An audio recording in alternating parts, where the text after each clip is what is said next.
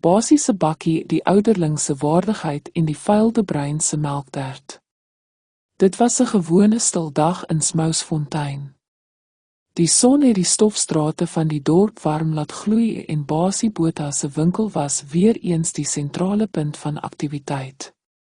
Soos altyd het Basie agter sy toonbank gestaan met sy kenmerkende skewe glimlag en 'n bottel vrugtekelkie binne maklike bereik. Knoppie was besig om voorraad in te pak toe die dominee en ouderling vermaak die winkel binnestap. Basie het dadelik geweet dat hierdie besoek nie oor inkopies gegaan het nie. Die dominee het met 'n ernstige ondertoon versoek dat Basie hulle na een van die agterste plase in die distrik neem.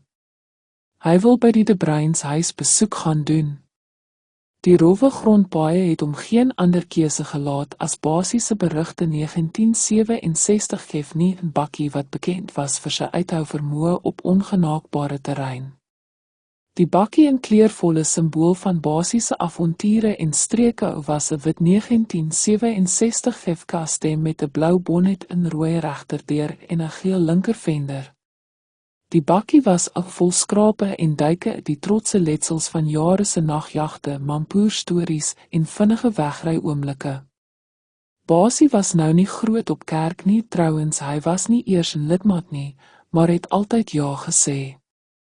Niemand in Smousfontein ken die grondpaaie of agterpaaie beter as Basie nie. Met 'n skelm glimlag het Basie vrugtekelkie, sy kenmerkende spesiale sap met 'n subtiele, maar dodelike skop vir hom en die dominee wat ook maar soms net mens was ingepak terwyl 'n gewone bottel sap vir die ouderling wat hom hoogheilig voorgedoen het 'n bedoel was. Hy het geweet die rit sou lank en stofferig wees en was voorbereid op enige moontlikheid. Die rit na die De Bruin se plaas was lank en stofferig.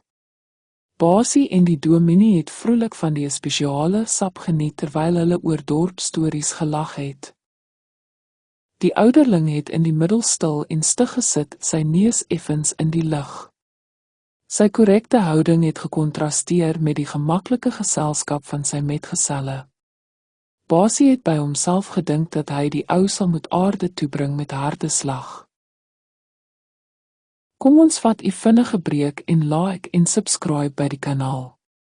Soos die Engelse sou sê. By die plaas aangekom het die reuk hulle eerste getref.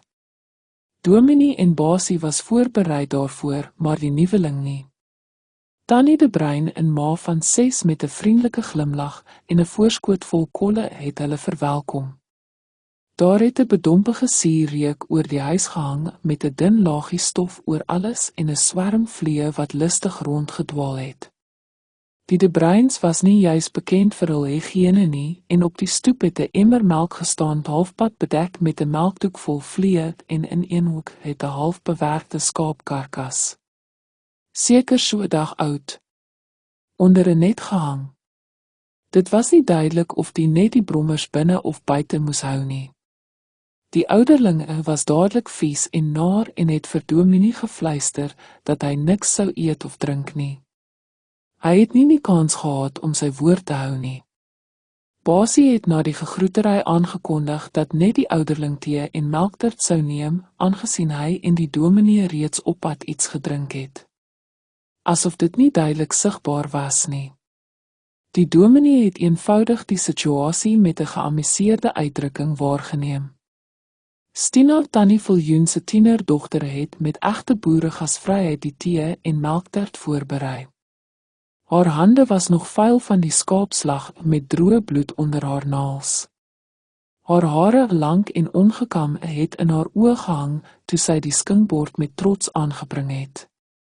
Die ouderling duidelik ongemaklik kon nie anders as om beleefd van die tee te drink en die melktert te eet nie, al het sy gespanne uitdrukking alles verraai. Net toe hy begin ontspan, het hy 'n brommer in die melktert raak gebyt. Sy gesig het onmiddellik rooi geword van ongemak, maar hy het dapper voortgegaan en gesluk om nie aanstoot te gee nie. Basie het in stilte net in sy oë gelag en sy wenkbroue gelig in die rigting van die dominee, wat gesukkel het om sy eie lag in toom te hou. Op pad terug dorp toe het die ouderling agter op die bakkie gesit, sy maag te omgekrap. Om binne te sit en Basie was bang hy kook oor. Ook maar goed want, by die plaashek, 'n kilometer verder, het hy dramaties oor die kant van die bakkie gehang en behoorlik die katte geskiet. Sy maag het uiteindelik oorwin. Basie het traag gestop en gesien hoe die ouderling se waardigheid saam met die middagwind verdwyn.